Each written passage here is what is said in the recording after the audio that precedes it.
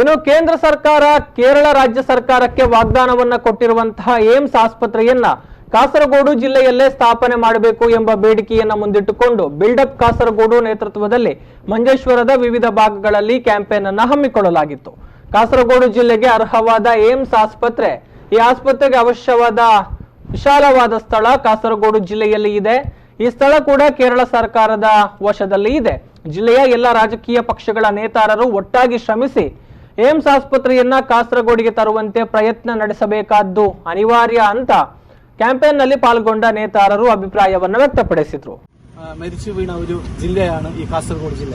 ഇതിനു മുമ്പ് ഞങ്ങൾ മംഗലാപുരെ ആശ്രയിച്ചുകൊണ്ടിരുന്നതാണ്.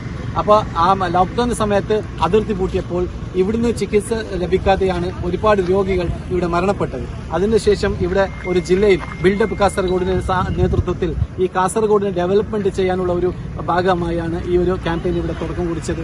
സോഷ്യൽ മീഡിയകളിലാണ് ആദ്യമായി ഈ ക്യാമ്പയിൻ ഇവിടെ തുടക്കം കുറിച്ചുകൊണ്ട് ಕುಂಜತ್ತೂರು, ತೂಮಿನಾಡು, ಉದ್ಯಾವರ, ಮಂಜೇಶ್ವರ, ಪೋಸೋಟು, ಹೊಸಂಗಡಿ, ಮಾಡ ಮೊದಲಾದ ಪ್ರದೇಶಗಳಲ್ಲಿ ಈ ಒಂದು ಕ್ಯಾಂಪೇನ್ ನಡೆಯಿತು.